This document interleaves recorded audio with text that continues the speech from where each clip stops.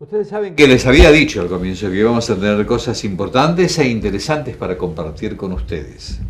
Y vean que es importante porque tenemos el gusto de estar con la ministra de Salud del Gobierno de la Ciudad Autónoma de Buenos Aires, la doctora Graciela Mabel Reibó, que realmente gentilmente se ha prestado a venir, por lo menos para charlar un poco con nosotros. Esto tiene que ser una charla entre amigos para mostrarle a la gente y que sepan efectivamente qué está pasando en la ciudad de Buenos Aires, cómo respondemos a la salud en general, equipamiento, etcétera, etcétera, etcétera.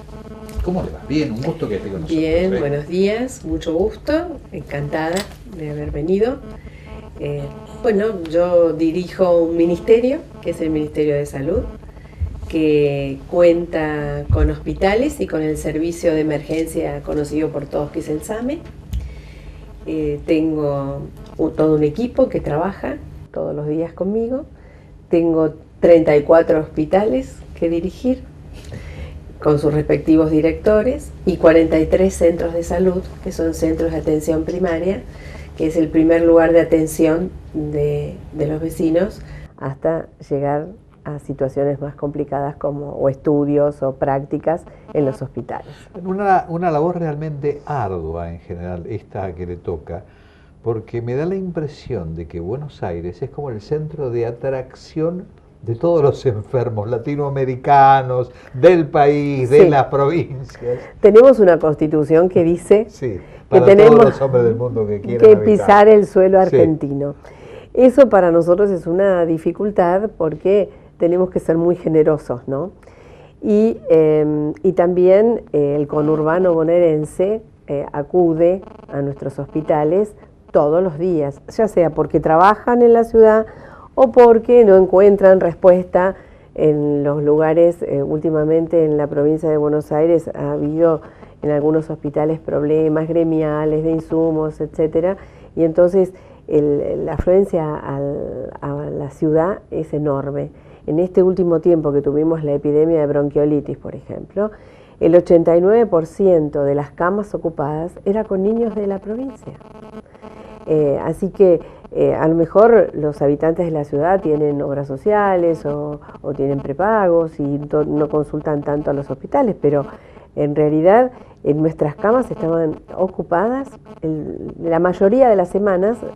La bronquiolitis es una enfermedad, es la gripe de los niños que dura unas cuantas semanas en el mismo periodo del año, todos los años. Y que debe ser muy controlado además porque puede dejar secuelas importantes, ¿no? Sí, y entonces nosotros tenemos todas las camas ocupadas. Este año tuvimos que inclusive terciarizar camas en algunos otros lados, porque si no, la paciente viene con su chico con una gran dificultad respiratoria y hay que internarlo, y si uno no tiene cama lo pueden a uno judicializar. O sea, el médico, el pediatra que está en la guardia o en el hospital recibe una judicialización injusta en cierta manera, ¿no?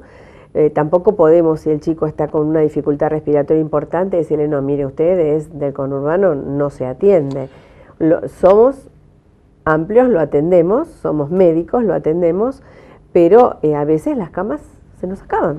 Ahora, usted está diciendo algo realmente importante, pero voy a ir a un poco más profundamente, que tiene que ver no con todo esto que ustedes están haciendo, que la atención que de algún modo es propia y obligatoria moralmente para el médico, pero sí ha cambiado la forma de dirigirse hacia los profesionales por parte de la gente. La gente ha cambiado, tiene otra conducta, tiene otra educación. Me parece que son más mal educados ahora y exigen cosas que antes a lo mejor no se hubiesen atrevido. Ese es el miedo que uno puede tener, ¿no? Yo creo que en los últimos años hemos perdido un poco el respeto a las instituciones, ¿no? Y entonces falta el respeto a la maestra. En mi época lo que decía la señorita era inapelable, ahora no. Y el médico lo mismo. Y la gente también consulta internet, y por consultar internet, que sufrimos cuando nos dicen, yo me metí en internet, porque hay que estar preparado para leer ciertas noticias en la web. Y entonces, bueno, yo creo que se ha perdido un poco ese respeto al doctor, ¿no? Volvamos un poco a la función y un poco a lo que están haciendo. Estuve viendo, entre otras cosas también, que han invertido bastante en equipamiento para los hospitales. Sí, en estas dos últimas gestiones, que hacía mucho tiempo, se hacían inversiones unitarias en un lugar, un aparato, pero realmente se han invertido muchísimos millones de pesos en tomógrafos, ecógrafos, aparatología de alta gama en casi todos los hospitales. 15 tomógrafos, por ejemplo. Al principio de la gestión solamente había 5, ahora contamos con 15 funcionando las 24 horas, para lo cual no solamente hubo que comprar la aparatología, sino adecuar el lugar donde este va instalado, así también como el nombramiento de técnicos y médicos para poder manejarlo y hacer también los diagnósticos. Ecógrafos en las maternidades, imágenes, aparatología de imágenes. Y en cuanto al resto, es decir, en cuanto al aspecto, digamos, de la construcción o de la readaptación o poner a punto, había determinados hospitales en Buenos Aires que tenían graves problemas.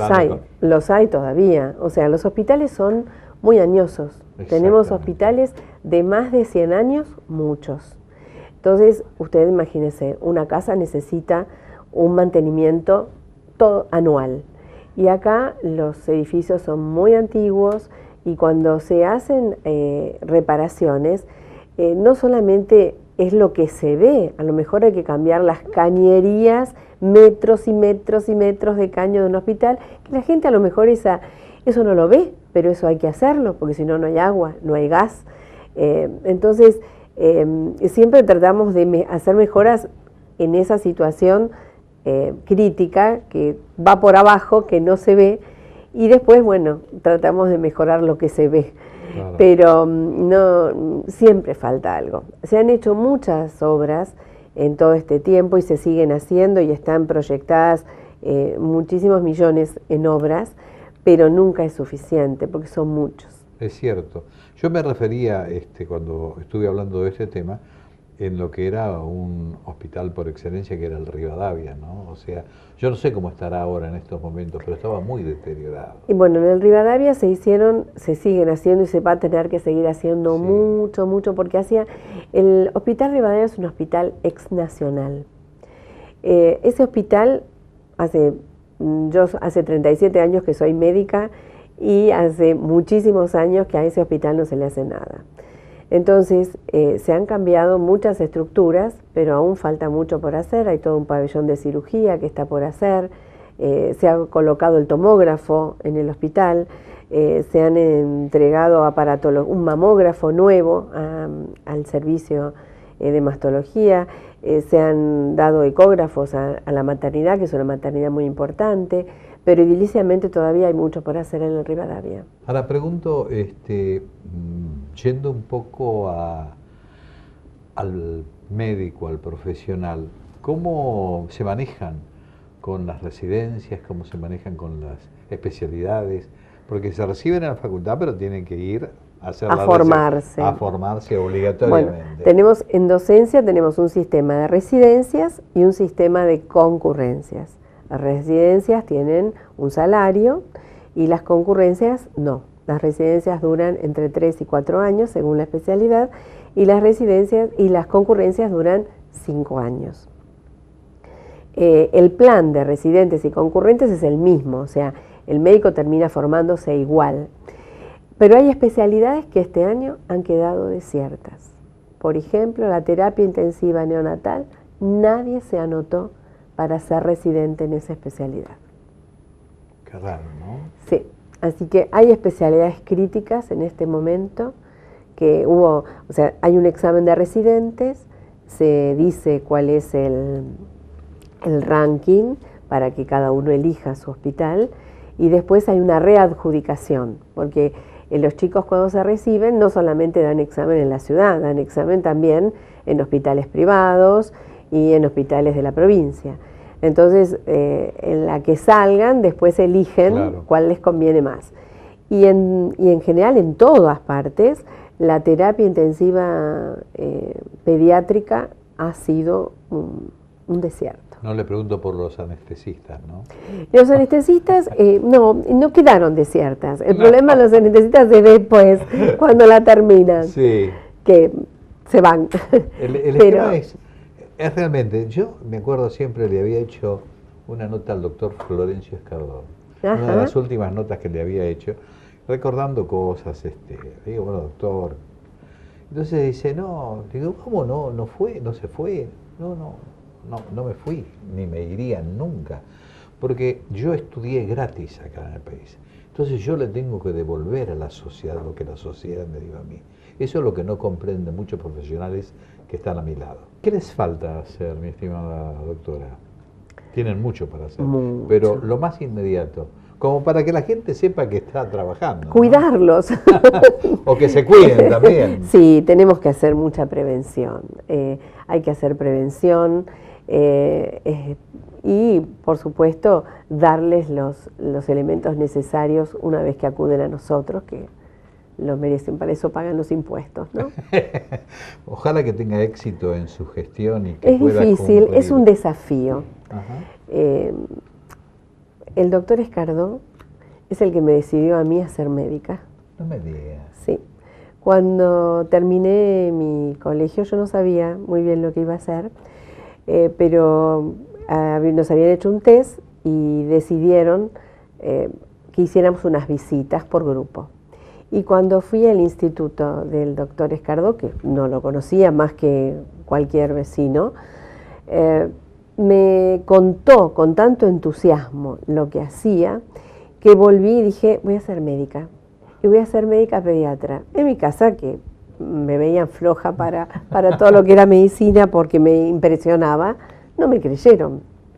Pero bueno, hice medicina, hice algo que tenía que ver con la pediatría y con lo que él trataba, que eran los chicos con parálisis cerebrales.